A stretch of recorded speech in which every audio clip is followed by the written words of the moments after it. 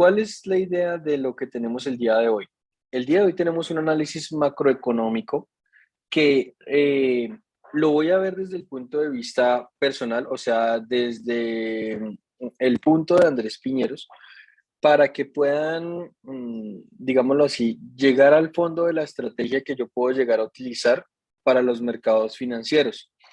Es algo que me han dicho, me han preguntado, no, me gusta mucho este tema, en realidad no soy un experto, pero me encanta la forma en la que puedo analizar los pares de mercado y las criptomonedas. Poco a poco vamos a ir entrando en el tema de cripto, arrancando desde un punto de vista de economía, o sea, empezando con lo tradicional y poder ir pasando a cada uno de los escenarios que tenemos en cripto. ¿Listo?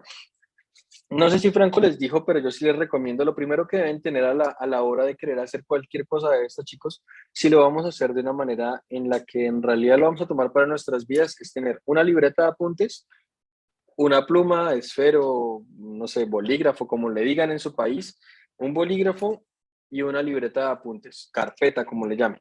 ¿Por qué razón? Porque resulta que esos apuntes, y se los digo yo de todo corazón, llevo más de 5 años desde que empecé a estudiar el tema de lo que tiene que ver con Forex, cripto y demás. Esa libreta siempre me ha acompañado a donde quiera que vaya. Tengo mi cuaderno de apuntes donde tengo exactamente todo desde que arranqué hasta el día de hoy y cuando necesito, no es necesario que se aprendan todo de memoria, sino que tengan donde repasar y ver cómo van las cosas, ¿verdad? Listo. Entonces, ¿de qué se trata el análisis macroeconómico ya para entrar un poco en contexto? Entonces, vamos a ver cuál es la importancia que tienen los problemas sociopolíticos, los mercados internos de los países y todo lo que podamos ver en el mercado de Forex. ¿Están listos? Ya todos tienen su libreta de apuntes, ya todos tienen su bolígrafo y estamos listos para empezar esta pequeña charla, esta charla del día de hoy. Bueno, yo espero que sí. Entonces, arrancamos de una para poder, para poder avanzar. Perfecto. Ya vamos por allá. Hoy vamos a conocer aspectos y ya al final les voy a responder preguntas, ¿vale? Bueno, entonces lo primero es, arranquemos por lo esencial. ¿Qué es el análisis macroeconómico o fundamental? Lo vamos a encontrar en diferentes formas. Hay muchos aspectos que tienen cada país, cada criptomoneda, cada uno de estos atributos que se tengan. Cada uno de ellos tiene un contexto que realmente es importante para lo que vamos a ver. Una cosa interesante es, bueno, lo esencial. Lo primero que debemos ver en el análisis fundamental, ¿de qué se trata? Como ustedes saben, lo que nosotros operamos es el mercado de Forex.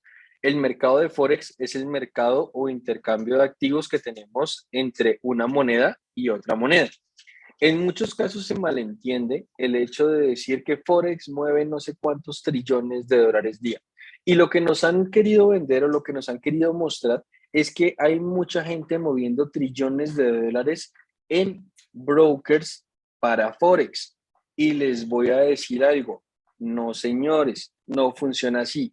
Los brokers son entidades financieras creadas para personas que tienen un capital inferior a lo que se solicita para hacer un intercambio real y nos permiten apalancarnos de ellos para poder tener esa entrada al mercado. Entonces, me van a decir, Andrés, me mareé, me confundí con eso. Miren, cuando yo necesito viajar de un país a otro, digamos que Andrés necesita ir a México, entonces Andrés tiene en su moneda, en este momento en Colombia, el COP. Resulta que si se va a México, el COP le sirve, a pesar de que el COP es una moneda que es válida en mi país, es válida en Colombia. Si yo voy a México, no le puedo estar comprando a la gente con pesos colombianos. La gente me va a decir, no, no sé cómo se hace el cambio, esto aquí no me sirve para nada, no tengo dónde cambiarlo, etcétera. Y lo más probable es que no me lo reciban. Me van a decir, Andrés, hay sitios turísticos que sí, sí, turísticos, pero si estamos hablando como tal de un intercambio, es muy probable que no me reciban el peso colombiano. Entonces, ¿qué hace Andrés? Andrés va a una casa de cambio y dice, miren, aquí están mis COP, entonces, por favor, regálenme pesos mexicanos.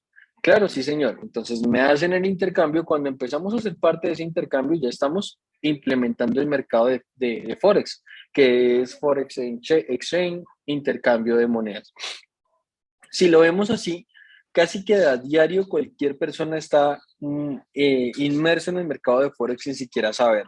Cuando resulta que alguien entró a una página como, no sé, AliExpress o etcétera, y decide comprar algo en China, ¿sí? Les puede hacer la conversión en la página y pueden entrar con su moneda, que es el peso colombiano, peso chileno, peso argentino, lo que sea, pero la página le va a pagar a la otra persona en su moneda local o en dólares, ¿sí? Entonces, todo esto que vemos allí hace parte del mercado de divisas. Todo eso hace parte de los 3 trillones, perdón, de la X cantidad de trillones que se mueva al día en Forex, para que nunca de pronto alguien utilice esto para decir todo eso se mueve de manera apalancada, ¿vale? Listo. Entonces, como estamos hablando de un mercado de divisas, tenemos que decir que esas divisas representan un país. O sea, si yo hablo de COP, ¿de qué estoy hablando? De pesos colombianos. Si yo hablo de, no sé, de CHL, estoy hablando de peso chileno. Si yo hablo de, no sé cómo se llama, el ARS, es el peso argentino. Ahora les pregunto, ¿ustedes creen que en el mercado de brokers, en el mercado de Forex, en el que nosotros invertimos, nos importa cómo están esas monedas? No, son monedas relegadas que a muy pocas personas le va a interesar cómo funciona. En este caso nos vamos a centrar en las monedas más importantes. ¿Cómo lo son?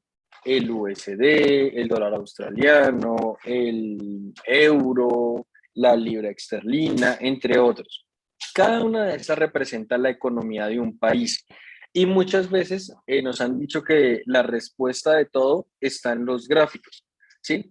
A mí personalmente muchas personas me dicen que no les importa lo que suceda dentro del país porque es que los gráficos tienen puntos altos o bajos que sin importar lo que haya pasado con las noticias, nos van a dar información para la dirección que va a tomar la moneda en otros sitios, ¿verdad? Nos van a decir que vamos a tener esto para, o sea, que con el análisis del gráfico nos basta. Y yo no les discuto, cada uno tiene su forma de ver el mercado, pero qué bueno es poder ver también el mercado desde un punto de vista en el que yo me baso más en lo que leo que en el mismísimo gráfico que estamos viendo. Los que me conocen saben que yo creo que desde el primer día que me incursioné en el mercado de Forex ha sido así y pueden dar fe de lo que les digo en estos 4 años en los que he leído el mercado de esa forma y les quiero explicar un poco de lo que yo veo, ¿vale?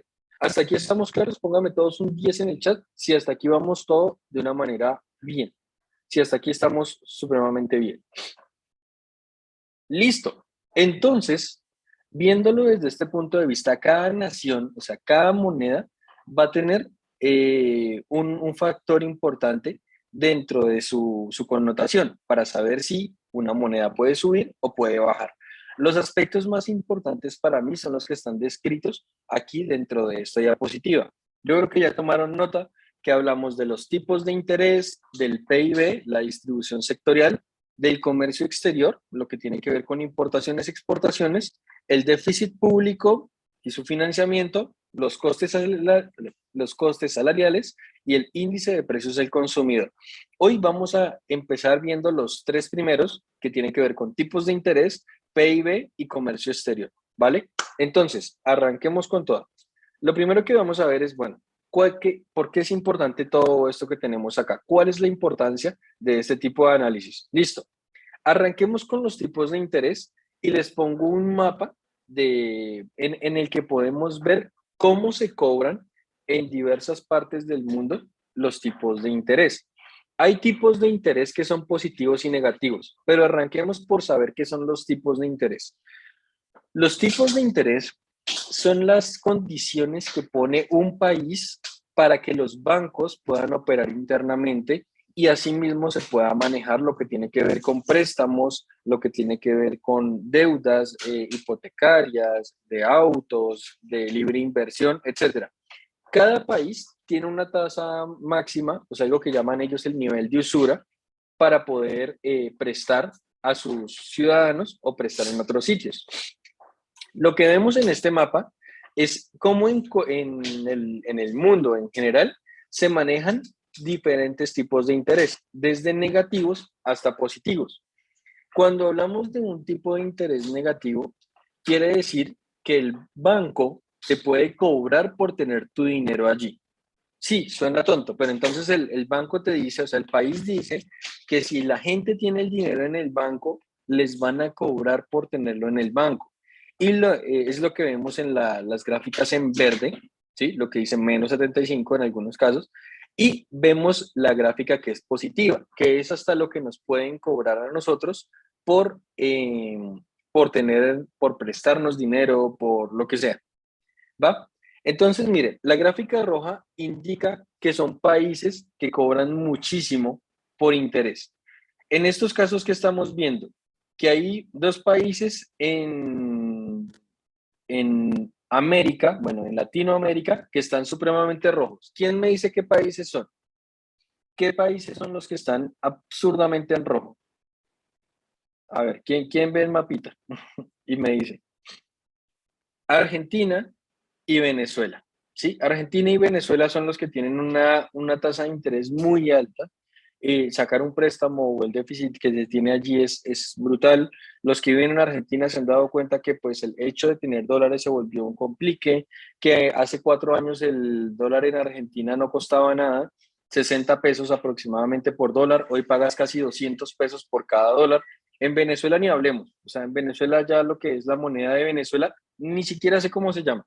Si me preguntan en este momento qué moneda está utilizando Venezuela, no tengo la más remota idea, porque tuvieron su época con el Bolívar, Bolívar fuerte, soberano, ultra fuerte, hiper mega fuerte, etcétera.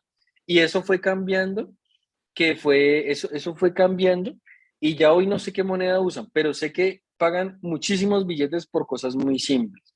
Y vemos por otro lado economías como la de Japón, como la de Estados Unidos, como la de Canadá, que están muy sólidas, ¿verdad?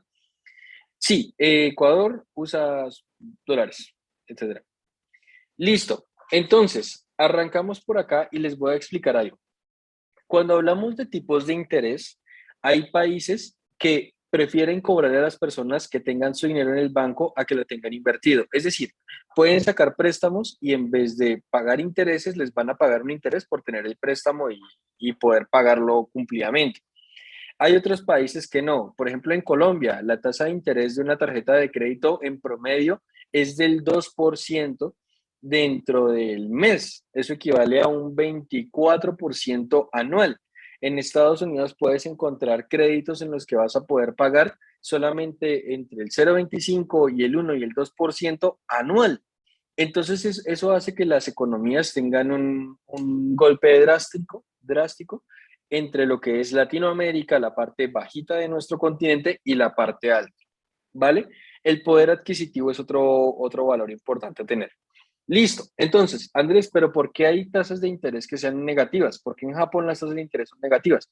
Porque prefieren que las personas tengan el dinero invertido en proyectos, en empresas. Eso ayuda a que su población esté muy bien, eso ayuda a que la población tenga cómo crear empresas, que sea fácil crear una empresa, poder salir adelante, poder conseguir préstamos educativos, lo que sea. Todo lo que se necesite lo pueden conseguir en una economía como esas. Por eso son potencias o son ya desarrolladas. Nosotros, ustedes saben que no. ¿A quién le parece que es fácil tener una empresa en Colombia? Si le pregunto a alguien que tenga empresa o que haya tenido empresa en Colombia, ¿a quién le parece que es fácil tener ese tipo de cosas? Si me lo preguntan a mí, eso es un dolor de cabeza. Pagas por tener la empresa, pagas por el nombre, pagas por todo, te cobran intereses por préstamos, te descuentan al final todo lo que son retenciones, impuestos, etcétera. Tener una empresa en Colombia es absurdo. Les hablo de mi país porque no conozco economía de algunos de ustedes. Tal vez me digan, en Perú es más fácil, o me digan, no, es que en Perú es lo mismo. En Argentina me van a decir, es que ya no se puede tener. Bien, ¿qué hacen los tipos de interés en los cuales se puede pagar una renta interesante? Vamos a hablar un poco de Venezuela. ¿Listo? Hay algo importante que se debe tener en los tipos de interés. Hay algo importante que se debe tener en los tipos de interés. ¿Qué es? Los tipos de interés. Uy, se me fue, discúlpeme. Si son positivos, hay personas o empresas que pueden tomar préstamos en sitios que son más bajos y llevarlos a otros países con el cual sea con el cual puedan ganar un interés mayor. Entonces imagínense lo siguiente, resulta que hay alguien en Perú que, listo, que está interesado en tener una empresa y en Perú pagan el interés al 10% anual. Sí, el 10% anual nos pagan en Perú. Esto es un ejemplo simple. Y resulta que si yo pido un préstamo en México, el préstamo me lo hacen al 2%. Entonces, ¿qué hacen? Algo llamado carry trade. Toman el préstamo en un país o toman el préstamo en su propio país y llevan el dinero a una inversión en otro país. Importante, normalmente esto es de alto riesgo, es algo que se hace de mucho riesgo y los países lo asumen digámoslo así, con otros países en los que se pueda confiar. Si me preguntan hoy, el país que más está pagando interés es en Venezuela. ¿Listo? Ahora le pregunto, ¿alguno de ustedes o creen que una empresa invertiría en Venezuela sabiendo la situación sociopolítica que tiene actualmente Venezuela? No. Entonces, el tipo de interés de por sí no es solo él el que necesita ser alto, sino que el país tenga una confianza en la que realmente podamos depositar ese dinero sabiendo que es muy improbable que se pierda. ¿Cómo empezó la caída, digámoslo así, de Venezuela? Venezuela es un país muy rico. Venezuela es un país que tiene petróleo, que tiene ganadería, que tiene agricultura, que tiene miles de cosas. Pero ¿cómo empezó eso? Nacionalizando las empresas. Si ustedes recuerdan, y me remonto hace tiempo, y si de pronto hay alguien de Venezuela, no me va a dejar mentir, que cuando estaba Chávez, empezó a expropiar empresas que eran del extranjero, porque según él, iban a robarse el producido de su nación. Cuando eso sucedió, conocí el caso de una, creo que era algo relacionado con azúcar o con caña, y era una empresa que producía, hablemos de un 100%. Cuando se vuelve el Estado y la gente empieza a trabajar en muchas cosas porque sí o simplemente por compromiso, esa empresa redujo su producción hasta un 30% y después llegando a la quiebra. Lo mismo pasó con la industria petrolera, lo mismo pasó con estas cosas. Entonces, un equipo petrolero que vale miles de millones, que se llevaba allá y empezaban a explorar y después llegaban y decían, qué pena con ustedes, todo eso se les expropia. ¿Creen ustedes que es de confianza? No, la gente empezó a salir y eso hizo que la moneda se devaluara y se devaluara y se devaluara y se devaluara. Así que bueno, volviendo al tema central de los tipos de interés, nos demuestran qué países se encuentran fuertes frente a otros. Si los tipos de interés son altos, indican que se puede hacer una buena inversión de capital y que el precio podría subir. En este caso hablemos un poco de Estados Unidos. Estados Unidos ha mantenido su tasa en 0.25 y eso hace que la moneda se mantenga constantemente al alza. Si el tipo de interés de Estados Unidos subiera, la moneda se dispararía aún más porque sería más atractivo tener préstamos en Estados Unidos con USD. Lo mismo pasa con cualquier otra potencia, como Japón, como, eh, como Japón, como en Europa, lo que es Francia y Alemania, entre otras cosas. Listo. Va. Y bueno, hay una pregunta, ¿por qué en Bolivia Evo Morales también empezó a nacionalizar y no ha tenido tanta repercusión en su economía? Tal vez porque no expropió a todo el mundo. Creo que eso es como un punto fundamental. Chávez llegó a un punto en el que ya no le importaba quién fuera, iba y había un edificio y era de él, porque sí. Creo que en Bolivia no ha sido tan agresivo ese tema de la nacionalización. ¿Va? Listo. Entonces miremos un segundo punto. Listo. Vamos a ver qué es el PIB, el Producto Interno Bruto. Entonces es simple. El valor total de los bienes y servicios producidos por un país durante un tiempo determinado. Se tienen en cuenta diferentes actividades. Aquí nosotros vamos a dividir todo por actividades primarias, secundarias y terciarias, ¿sí? Tenemos la agricultura y la ganadería, tenemos la minería, electricidad, agua y gas, tenemos lo que son servicios financieros, comercio, transporte, inmobiliarios y profesionales. Entonces, el PIB lo que mide es cómo se comportó el Producto Interno Bruto, cómo todos estos factores se vieron afectados de forma positiva o negativa para eso. Si yo les dijera a ustedes que tenemos que separar esto y digamos que el primero, el de la agricultura es el grupo A el de la minería, el grupo B, y el de los servicios financieros y lo demás es el grupo C, ¿ustedes cómo creen que lo podríamos definir en el tema de actividades para mirar cuál es primario, cuál es secundario y cuál es terciario? ¿Quién me puede dar un orden de esto aquí? ¿Quién me puede decir cuáles son los primarios, si es el grupo A, cuáles son los secundarios, si es el grupo B, y cuáles son los terciarios, si es el grupo C? ¿Quién me, denme una idea? Escriban, por ejemplo, si les parece que la minería es lo esencial, entonces escriben primero B, lo segundo puede ser servicios, entonces B, C, A. Quiero ver, por lo menos 4 o 5 personas que me participen acá. Organícenlo de la forma en la que ustedes lo prefieran. A ver, les voy a dar 2 minuticos. No mentiras, un minutico. Grupo A, grupo B y grupo C. ¿Cómo lo ordenarían ustedes? Jaime me dice, primero minería, luego los servicios financieros y luego la agricultura y ganadería. ¿Quién me dice más? Ahora me dicen agricultura, A, C, B sería agricultura, servicios financieros y minería, tan. Bueno, les voy a dar una respuesta. Les voy a decir algo muy simple. Todos pueden estar en lo correcto y todos pueden estar equivocados. ¿Por qué razón? Porque no todos los países dependen de lo mismo, ¿sí? Si les pregunto a ustedes, ¿Japón es una potencia? Sí. Y si ustedes miran, Japón no es una potencia en agricultura y ganadería. Lo que ellos más venden son servicios financieros, comercio, en transporte, inmobiliario y profesionales. Si nos vamos a otros sitios, depende del país, se va a priorizar lo que va a ser más importante para ellos. A mí siempre me han dicho que el mercado se puede leer con los gráficos. Yo siempre defiendo mi hipótesis de que un gráfico nos revela la información que tenemos respecto a algo en general. Un ecocardiograma que mide.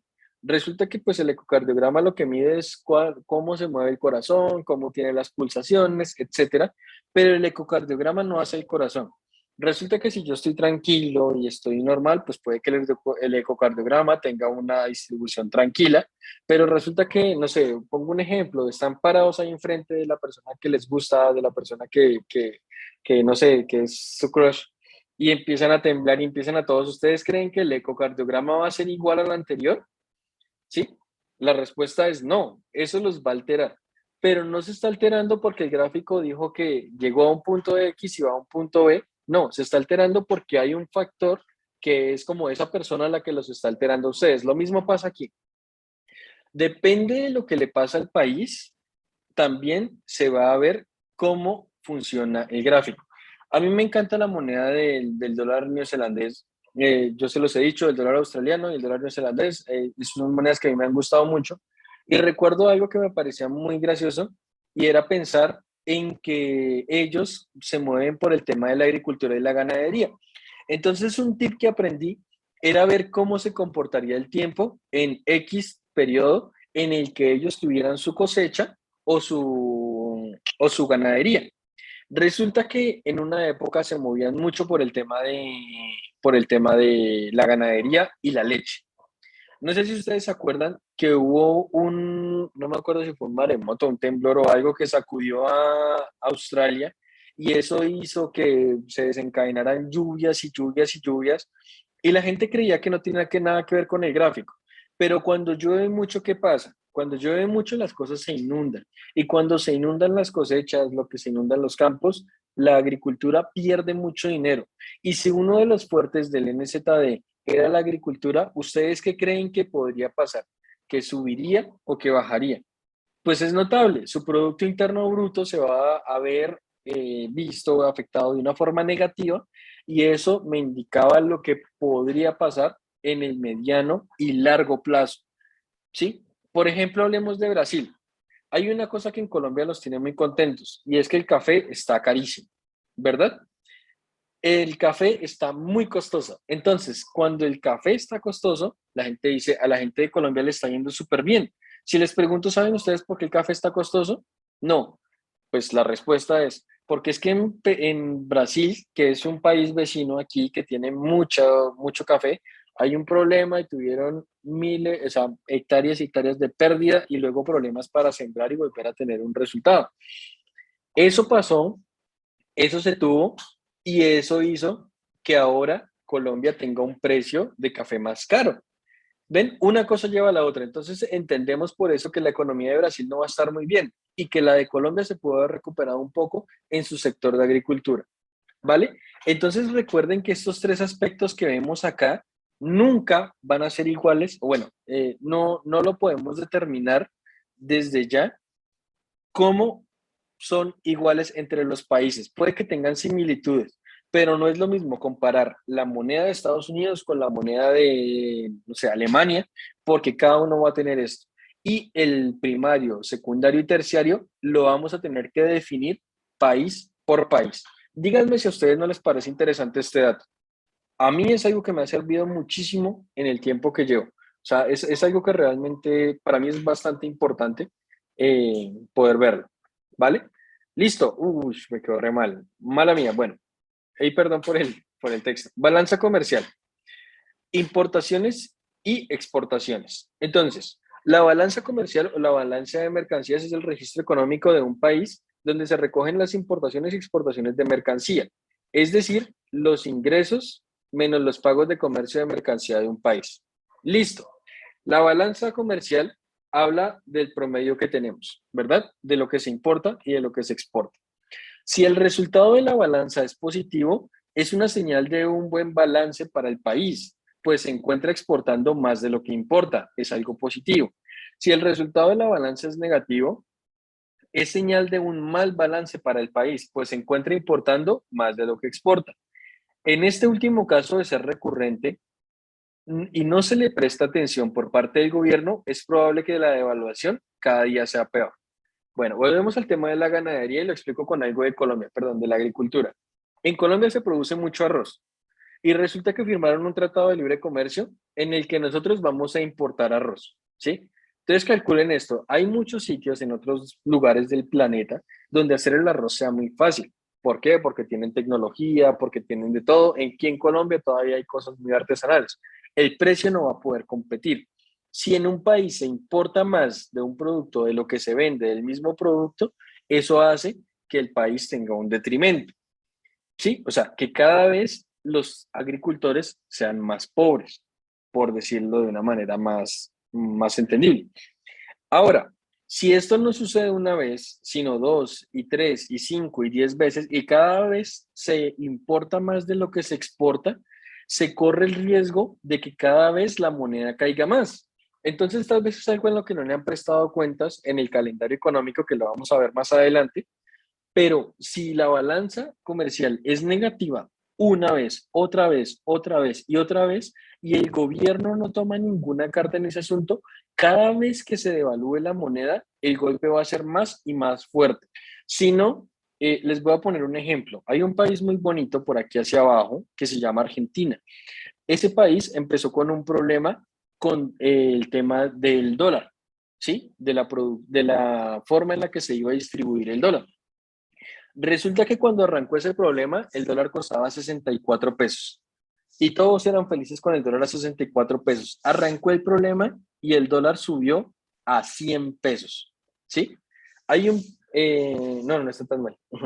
Entonces resulta que ese país tuvo ese problema y arrancó a, a, de- a deteriorarse su economía y cada vez el peso empezó a costar menos y el dólar más, y ya no eran 100, eran 120 y ya no se conocía el dólar normal, sino que se conocía el dólar blue y tienen que pagar un impuesto sobre, me van a decir, no, Andrés, es que si tú miras el gráfico del peso argentino dice que vale 100 pesos.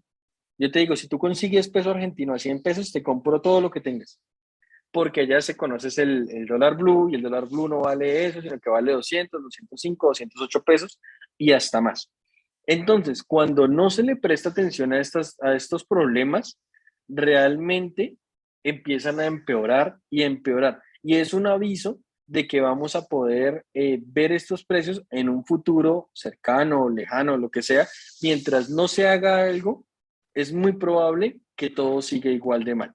Literal. Entonces, hoy vale 210 y puede que sea barato si no hacen algo con ese país. Pero bueno, ese no es el tema hoy, sino lo que puede pasar con esto, ¿va? Entonces, en la balanza comercial lo que vemos es que si hay un problema que es recurrente, eso va a hacer que los países tengan problemas.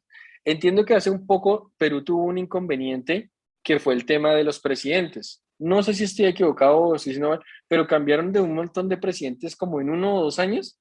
O sea, pasó todo el mundo, subían y corrupto, pum, para afuera, subía, pum, para afuera. Si eso no hubiera frenado y de pronto hubiera terminado con un golpe de Estado o algo similar, es muy probable que la economía peruana se hubiera debilitado un montón por eso que pasó.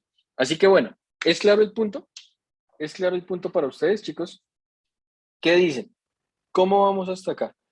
Recuerden, vuelvo y les hago la anotación, este es un punto de vista muy personal, o sea, muy inherente a lo que es, a lo que es Andrés Piñeros, ¿verdad? Pero ¿qué les parece esta información? Realmente es algo con lo que yo me he identificado y he podido utilizar a través de estos años. Y por eso me parece importante poder compartirlo, porque al día de hoy a mí me ha dado resultado. O sea, hasta el día de hoy Andrés ha tenido resultado con este tipo de revisiones, ¿verdad? Listo. Eso es lo que tengo para que ustedes puedan ver el día de hoy. Vimos tres temas importantes de los 6 que tuvimos. Por supuesto que sí.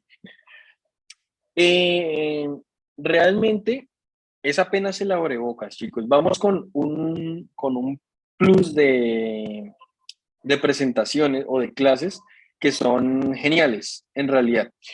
Espero que esto les haya gustado un montón.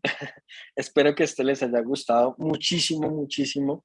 Realmente los espero en 8 días para ver la segunda parte de esto y poder continuar ya con la revisión a fondo de cada una de las monedas.